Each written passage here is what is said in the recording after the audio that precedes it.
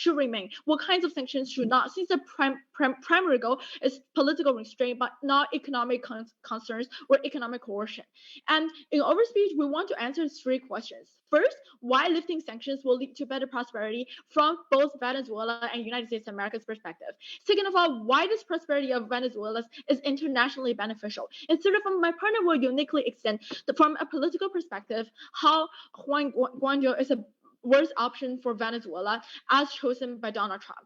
Firstly, we're going to tell you the harms of previous sanctions. A, after the freezing the bank account, we see huge hyperinflation and volatility of Venezuela's own peso, and we're saying this kind of volatility actually hinders the development of Venezuela's economic situation as a whole. And second of all, because of the lack of financial management by the Juan administration, we're seeing huge financial exclusion and those financial disasters happening within the Venezuela, which eventually leads to a perpetual economic crisis that entirely paralyzes the entire situation of Venezuela. And secondarily, by blocking oil resources, first, we're saying Venezuela as a country that heavily reliant on oil industry, the industry shrinks a lot, and lots of people are losing income, and they have to suffer and become eventually refugees. And we're saying that the ultimate consequence is that they're fleeing into other different countries. So these are the devastating harms that the previous sanctions have already imposed. Given that, we've already seen that there is a principal justification for lifting these sanctions in order to enhance the living quality of those kind of people, in order to at least give them the chance for their economy to survive. Secondarily, we're going to tell you how this lifting of the sanctions will foster multilateral cooperation.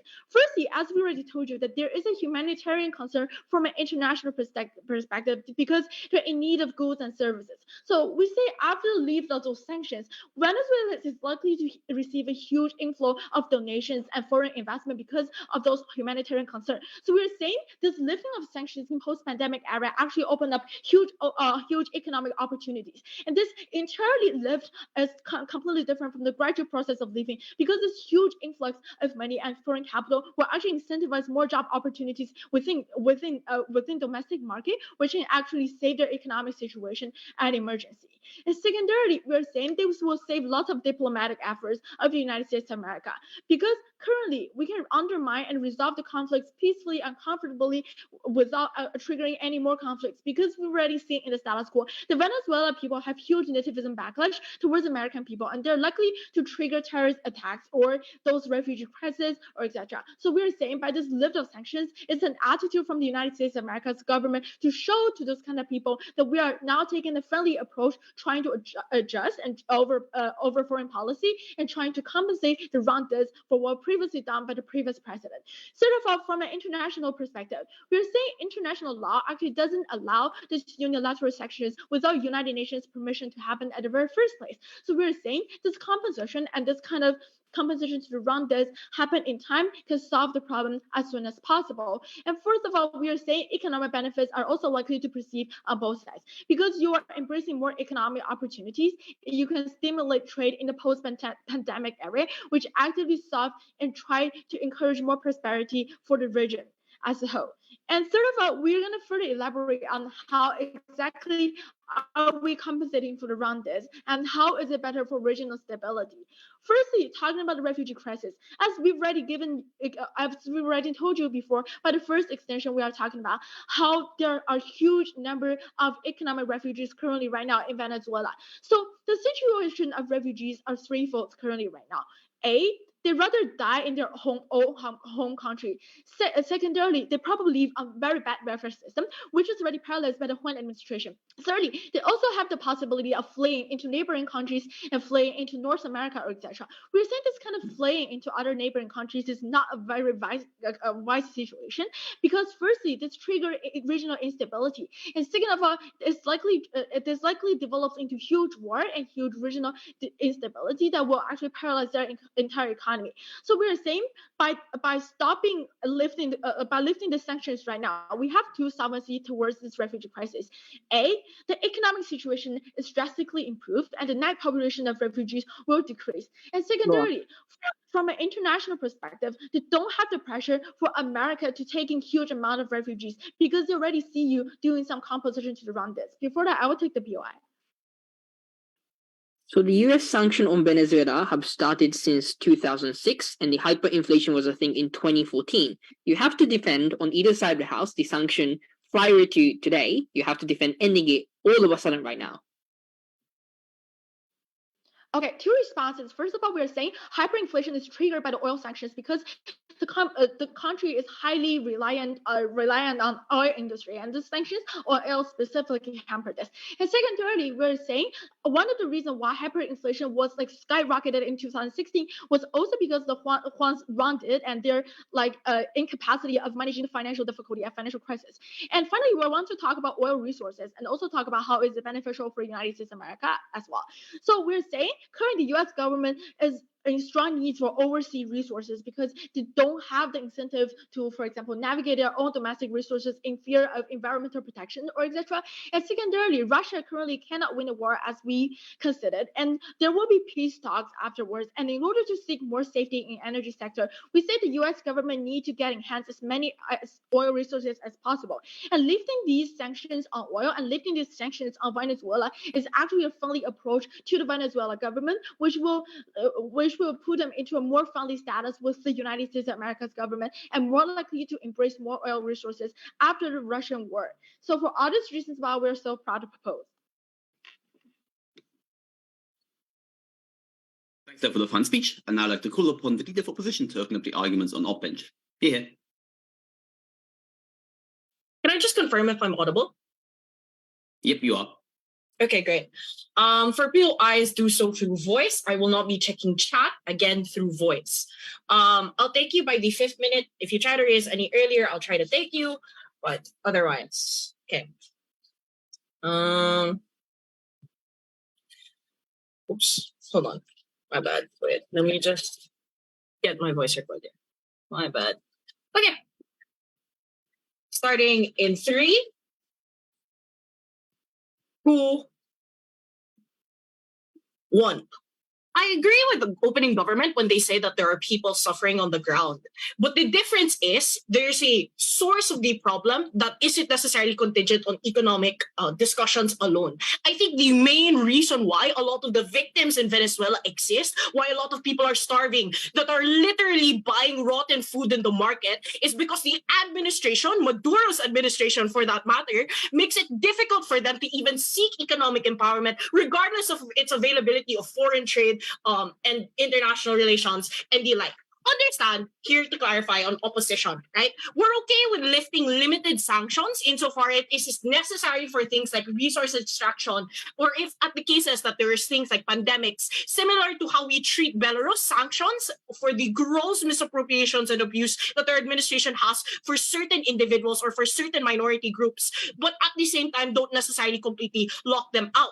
But what we are not okay with in terms of lifting the targeted sanctions in place that allow Maduro's administration, that allow the current Venezuelan administration to easily get money outside of Venezuela, to easily profit off from a lot of things that aggravate essentially their crimes and his abuses towards the Venezuelan people when it comes to providing economic benefit as government wanted to say.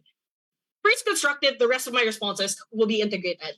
Why exactly are targeted sanctions were even in place to limit Maduro? Let's contextualize this. Understand that during the Maduro and Chavez administration, they had such deep roots of corruption in the government and the oil industry to the point that they paid a lot of officials to be able to funnel a lot of this money. But also, I think that Venezuela in and of itself is a very rich oil country that gave Venezuela high bargaining power in terms of between countries that essentially bought oil from them, such as the U.S. and Colombia. I think the money was therefore used to construct things like palaces, different kill off different political opponents, and even silence a lot of the people on the ground that were protesting when they were trying to figure out where exactly is the funds going, when none of these social welfare programs that both Chavez and Maduro were promising were things that weren't idealized insofar as they were both populist both populist politicians, but secondly, subverted a lot of the democratic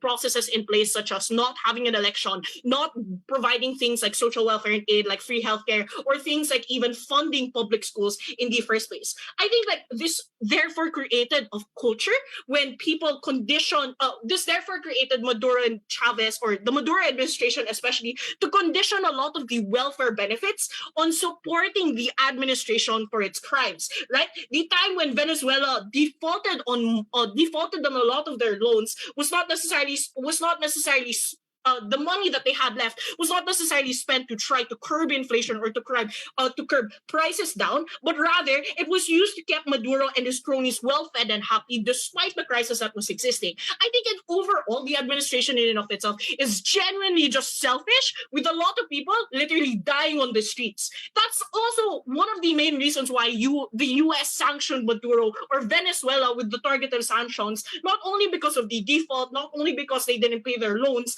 but also because the administration misappropriated the funds that they've even received from all their dealings, from all their profit with international trade. What makes it worse, that it wasn't just the profit from oil that they were misappropriating. It was also the administration misappropriating the funds that they were able to get from the IMF and from other international organizations that were loaning them these different funds for developmental projects. Not only is there gross betrayal of mistrust, but that further aggravated the abuse of people on the ground. People who wanted things like social change, who were initially supportive of the administration, literally had to watch while the people that they supposedly voted in power were the same people that were stealing money from the people, that were imposing insane amount of taxes in order for these administrations, for these abusers to literally be well fed and happy. People were literally eating expired food, buying rotten meat in markets because that's all they could have afforded at the time. And it doesn't matter whatever people try to protest, because at the moment that they do protest, Maduro would either send his cronies to kill them off or literally make their children starve insofar as they cannot access things like food. Before I continue, go, POI. I'm terribly sorry to do this, but the rules of debate say that in this House believes that motions, oppositions have to defend status quo, meaning they don't get to pick and choose sanctions, other than the fact that you had no analysis on what is actually efficient. Firstly, I think at the point in time that the motion happens, which literally talks about the limitations of what sanctions we ought to have, I think it is perfectly fine on our fiat. Our OG even themselves said that we ought to answer the question, what specifically are the sanctions we're willing to keep? What sanctions are we not willing to keep? So I don't necessarily understand your POI. But even if that's the case, that we essentially just impose all sanctions, I think it's still applicable. I think the arguments are still applicable insofar as a lot of the benefits that government proposes, things like economic empowerment, things like job opportunities and trade, or being accessible, is contingent on whether or not the administration allows those opportunities to be accessible to the people. Who exactly are they going to willingly fund to send out in terms of migrating? Who exactly are they willing to stay? Who exactly are they going to let out of Venezuela in the first place if it's their political opponents, when they have the incentive to silence them, when they literally have the constant tendency of making sure that the people who do receive economic empowerment is not necessarily those who deserve that economic empowerment, but it is the same abusers that exist in Venezuela. At the point where you do receive job access or things like foreign trade, I think the point is Venezuela in and of itself has firstly fostered mistrust within the foreign space insofar as foreign investors are turned off until the administration changes. So long as Maduro's administration and his cronies last and misappropriate funds, not only in terms of trading, but also from foreign investors like the IMF, just so they can fund whatever their activities, I think at that point, foreign investors are just going to be turned off in general. But secondly, even if the economic benefit exists, it can't necessarily be accessed by people. It can't be enjoyed by people when they are literally starving, when the admin themselves are the gatekeepers. I think at that point, a lot of the benefits of government are contingent on whether the administration is even allowing it to access. Why then is it perfect? This therefore aggravates the idea that we shouldn't necessarily lift all sanctions when in of itself the administration has not been pressured or has not changed the status quo. I think a lot of the people suffer on the ground, and it is an absolutely abhorrent and gross act to try to say that, oh, this person shouldn't be sanctioned anymore, despite the abuses that they have committed. Thanks.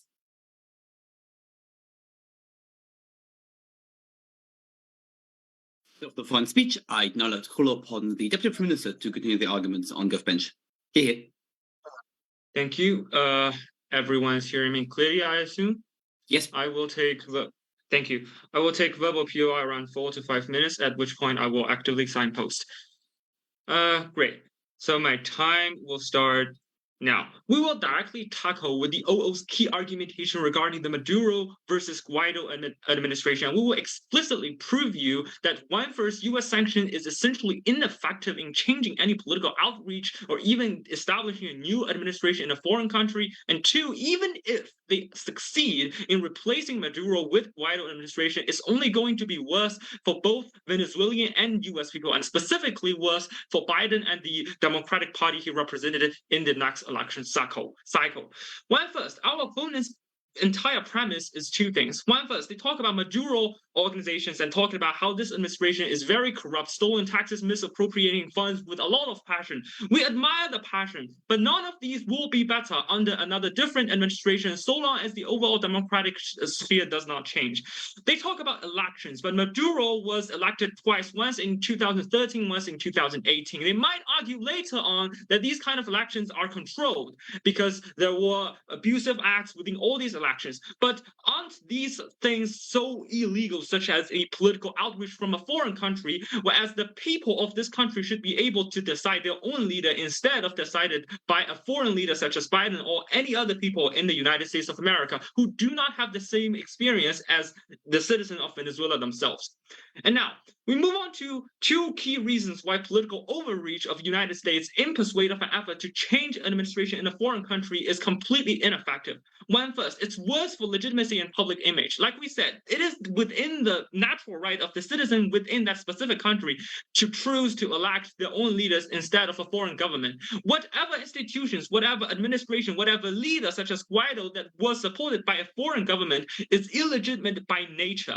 And second, we already see in numerous empirical examples, like in Cuba, in Afghanistan, even in China, when the United States and the administration publicly told us that the leaders are corrupt, they're misappropriating funds. Some of the Chinese leaders might also have changing and redirecting their own money to overseas relatives, sure, but have we seen that Chinese leaders ever changing, or Cuban leaders or Afghanistan leaders ever changing? None of these attempts have been proven successful. And if we go back a little bit more, we can even see where United States started wars for changing administration. For example, in Vietnam War, in DPRK, the Korean War, whereas the United States failed. And the result of all these wars is not only the huge expenditure at the cost of local U.S. taxpayers and the exit of local generals such as MacArthur or even national leaders, which is definitely what Biden does not want to see. And therefore, all these attempts will end up in futile effort that waste all the money of U.S. taxpayers and further damage the U.S. public image from a global perspective. So unless our opponents can give us empirical success, whereas the United States successfully changed the administration of a single country, they cannot assert that whatever sanctions they have been implemented for decades will be even the slightest amount of effective to change Maduro administration to Guaido, because they haven't and they will not be. And now the second point is that they're blaming all the economic depression from shifting focus from all the kind of import-export restrictions and saying it is regime, it is political sphere that's causing economic depression, which is fundamentally untrue. If we look at other examples of authoritarian regime like China, like Singapore, with China, we probably have more corrupted individuals as leaders, sure, and they are not likely to change for a very long period of time, as you probably already know, the change of constitution, but still the economic growth has not been hampered. So all of the systemic change in there should be about economic, not political system change. And even when administration change, such as in Cuba or Afghanistan, they do not achieve significant economic growth either. So our opponents have to prove that when first they will succeed in changing administration, which they haven't, and second, after they change the administration, they have to be able to prove that the new administration will not be corrupt and will achieve economic growth, which is fundamentally impossible because of our third reason. We have empirically seen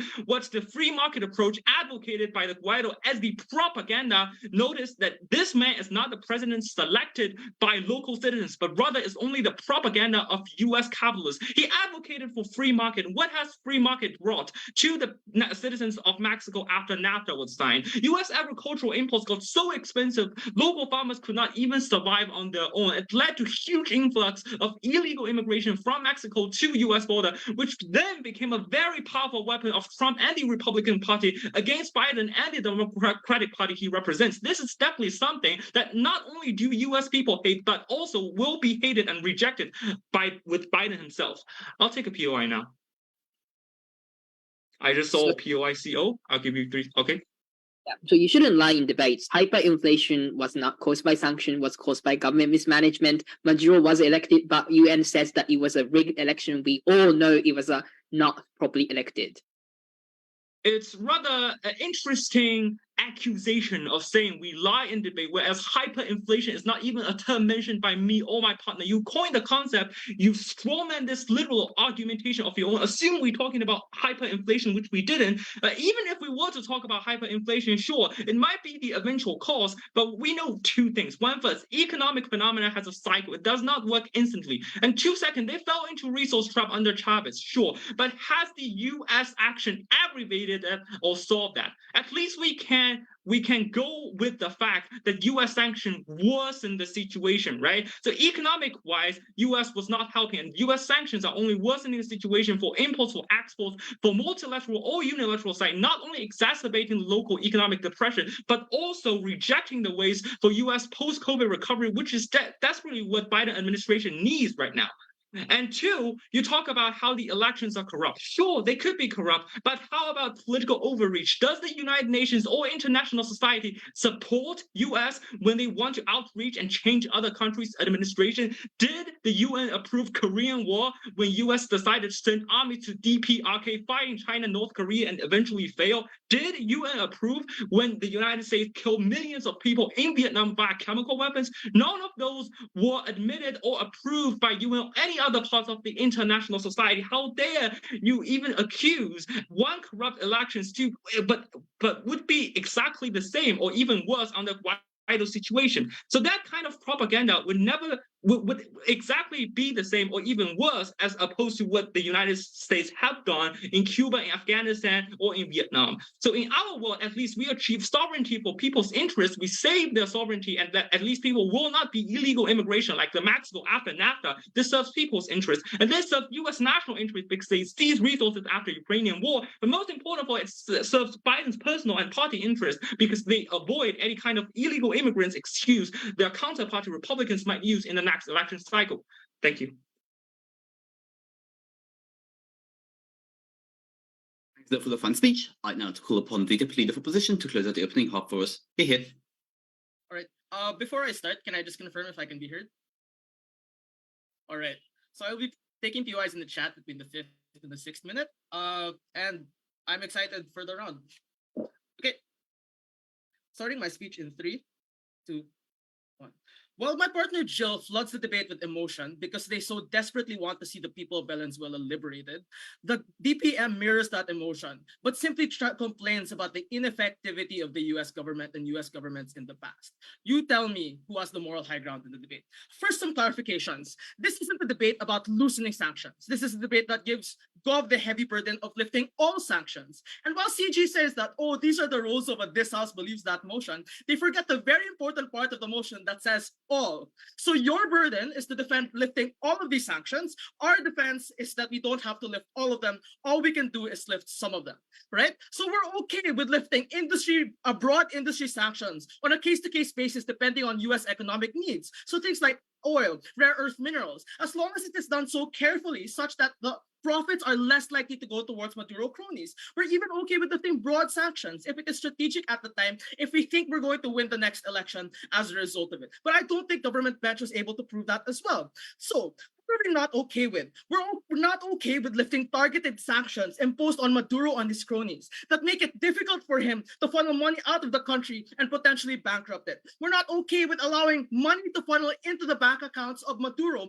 through his offshore bank accounts, through offshore sympathizers that are okay with profiting off of corrupt industries, simply because this makes his foothold on power stronger. This makes the corruption and the military intimidation that has stifled their democracy stronger. That is the stance that we take on OO. No clear and significant response that we get from OG.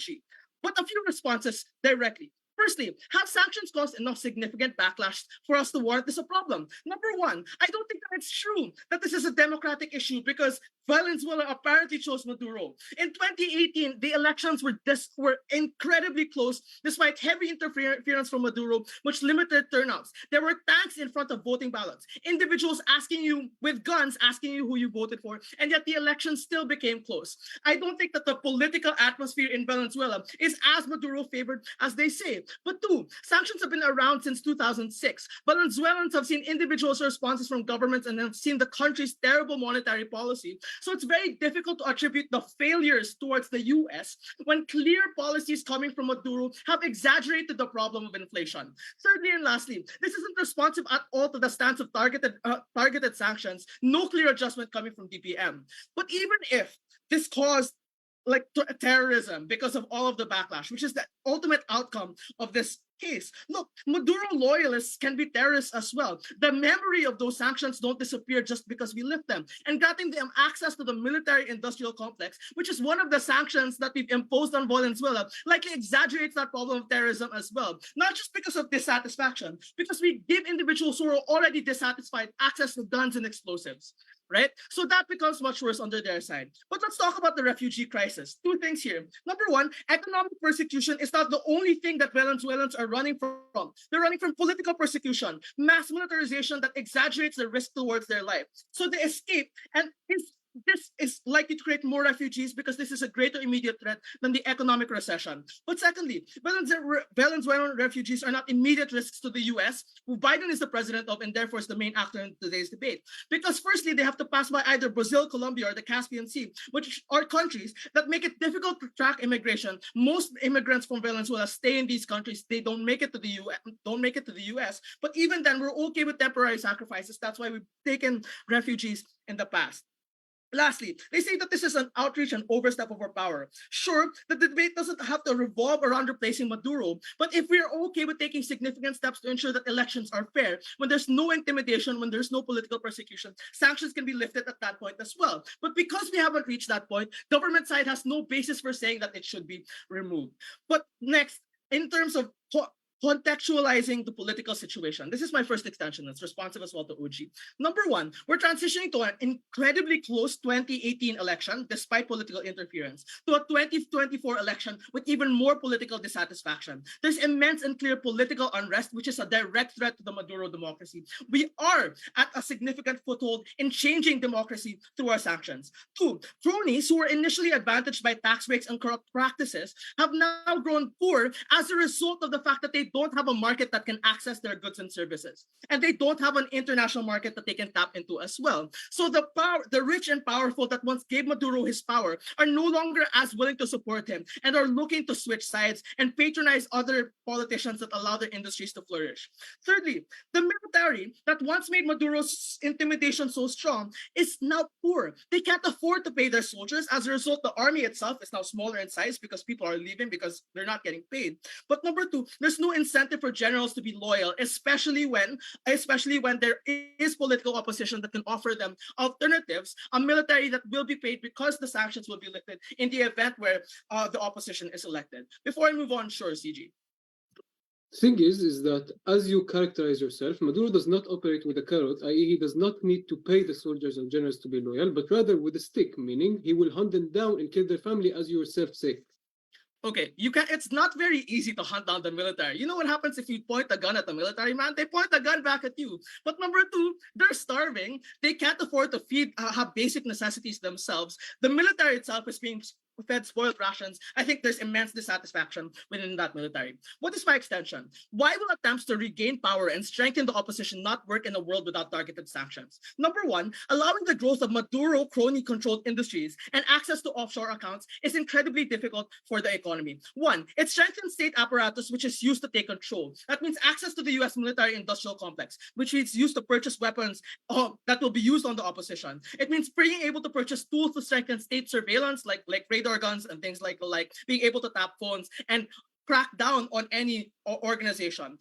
Two, this money is used to fund more programs for state media, tax breaks for jobs offered by cronies, expanding Maduro's circle of influence, which makes it so that any opposition has a more difficult time, even if there's direct intervention from the US. But two, even in the event where, even in the best case where we are able to overthrow Maduro, I think this allows Maduro to further destroy the future of Venezuela. Three reasons why. Number one, it allows it to amass resources for violent last stands if elections are too close and when protests get close to his base of residence. Two, it also allows him to funnel money out of the treasury to live comfortable lives through offshore bank accounts, which means to say that when you finally ask for amnesty, the country will be too poor for it to be able to govern itself. We are likely to see backsliding. Thirdly, there's incentive for short-term and highly destructive resource extraction because he knows his time is coming close. He needs to make as much money as possible. He's likely to mine until you can't mine no more. He's likely to extract oil until there's no more to give. The economy of Venezuela suffers as a result. Thank you. Thanks for the fine speech and for the lovely opening half. I'd now like to call upon the member of government to open up the closing half. And if Alex would quickly confirm that we are no longer streaming, that would be nice. Hi, thank you. Am I fully audible? Yeah, you're audible. Alex, was that the confirmation? Okay, Thanks. thank you. Okay, prepare my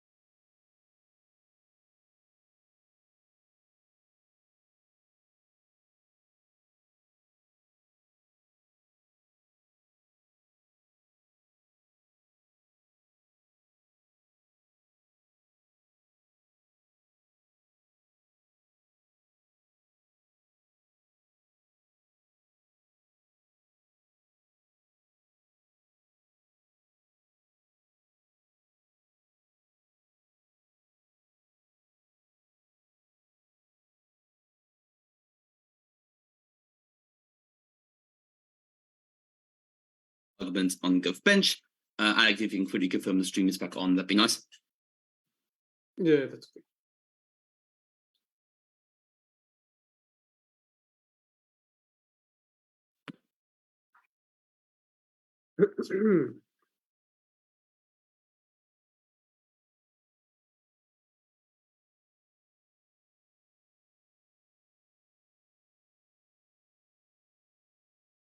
Okay. 3, 2, 1.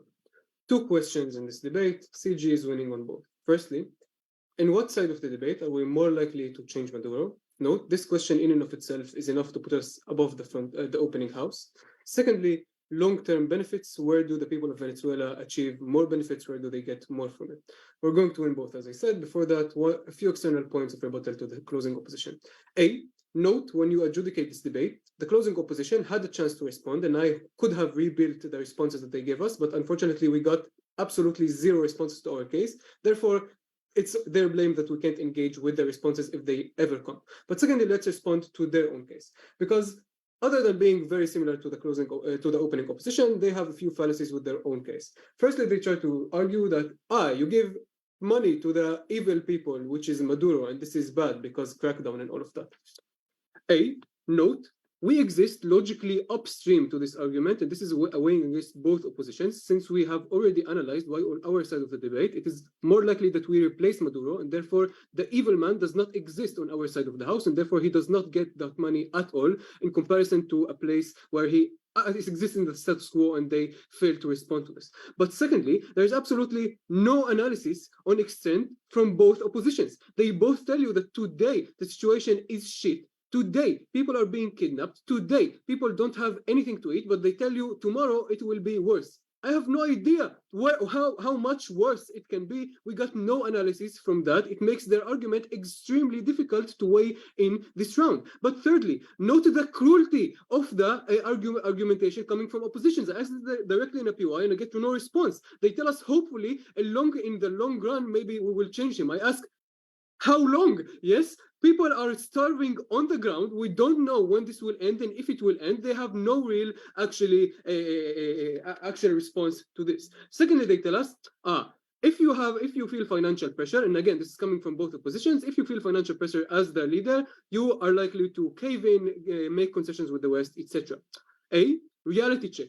The sanctions have been on for 6 years. They have not worked. This is why we are having this debate. I have no idea why they think now this is going to be a tipping point, or why this tipping point is likely to exist sometime in the future. No analysis there. Reality defaults us to the simple conclusion that it will not work. Secondly, this lies on the weird assumption that dictators are rational. No, dictators are not rational because they don't want to act good to their people. They don't have to be re-elected. Yes, they are very likely to be extremely pissed because of the sanctions, but the likely scenario is not that they concede power because, and this is a sentence to underline, for a dictator, if you concede some power, then this is concession all of the legitimacy of your rule. This is why, for example, we see Putin now not backing down in the war, even though it is clear that he is losing, because power is the source of legitimacy to leaders. What does this mean? That the logical conclusion of Maduro being pissed off is more crackdown, more violence on the people of Venezuela to make sure that no one raises their heads. This is the likely scenario, and not giving concessions to the West, which is just weird when arguing with dictators. Look at all of the dictators, the dictators that we fought, Bashar al-Assad, Maduro,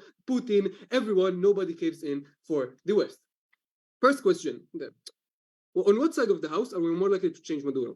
OG tell us, they have the title of this argument. Yes, I concede to that. They tell us they are going to analyze why this is going to be changed, but let's look at the actual analysis. First point of analysis there, they say it is bad for legitimacy. Bad for legitimacy doesn't prove inefficacy, I'm sorry. But secondly, they tell us we haven't seen it working in other autocracies. This is not a reason to believe why it won't work here. Therefore, this is a very huge gap in the case of the opening government. What do OO say here? OO say Maduro is corrupt, and we all say, and he's not in general a good guy, of course considered by all of the debate. The question is, where will he be removed? And then they say, look, Maduro will use the money to control the media, and the people will not like him and go to the streets. As I said, the sanctions have been on for 6 years. We have not seen any change, but rather more crackdown because of the incentives of dictators that I have analyzed. But secondly, rulers rule by an iron fist and they tell us, look, but if you point a gun at the military, it will shoot you back. But it does not work like that, because the military is many individuals. Each individual cannot shoot the whole regime, and therefore you have, as the individual in the military, an incentive to actually obey the rule of Maduro. What do we say, and why do we win this clash? We say, one, there is a large dependency of people on the state because of the economical situation there, and therefore you will not revolt against the state. Secondly, there is no democratic ways to change. This is considered in all of the debate. You can't vote. But thirdly, you can't actually, if you go and demonstrate in the state, you will get shot, as is happening in the status quo, and also conceded by the closing opposition. But furthermore, we analyzed in the last minute of the speech of my partner, we get absolutely no response on why positively we're actually more likely to change Maduro on our side of the house. A, she tells you when you have private property on our side of the house, you are more likely to want to demand laws that protect it, i.e. more functioning legal system. B, more international corporations means you have more scrutiny because you don't want your workers actually being killed at the factories. 3, more ability to flee to other countries and ask for help. Right now they have to escape through the gates to Colombia. Before I go on, I'll take opening. Okay, all of this analysis ignores all of the political context that we talked about. Guaido nearly won the election in 2018, and another election is coming up in 2024. Guys, as you said, like there hasn't been guys, okay, I understand. As you said yourself in your speeches, and as considered by our opening house, there is no real democracy there. It's something that also CO accept. You have to accept reality. This is not debate land, this is Venezuela. Second clash, long-term benefits. OG tell you a bunch of short-term benefits of that will accrue because people will be able to sell their oil, etc. OO sufficiently respond and say, look, because Maduro is corrupt, the money will not be given to the people, and therefore you don't get to claim all of your benefits. Where do we come in to take over the opening house? We say, A, because of the sanctions deployed by the US, you are now starving. This means that the longer it stays, the less likely it is that you will accept the support of cooperation from the US in the long term. Whereas the comparative on our side of the house, when the US reaches out, sends corporations to actually offer you work, offer you money, etc. Like the Infoslide gave us of like the example of Chevron working there, this is where you are more likely to actually accept them and accept more corporations there. Secondly, you will tell you that the private market is likely to enter. This is a push that we get from OO, and OG never recovering from that. They say, because Maduro is there, the private sector will never enter. But we say, no, the private sector does not care about the ruler, but rather the fact that they have oil. This is why the Infoslide tells us that Chevron, a private corporation, has entered there despite Maduro still ruling, right? Thirdly, structural reforms. We tell you, if you want to take money from the World Bank, you have to do structural reforms such as corporate governments, fixed democracy, checks and balances, because they want you to pay back the loan, and therefore you get long-term reform that is better also for economics, but also for diplomacy. For all of these reasons, it's clear that CHU wins this debate.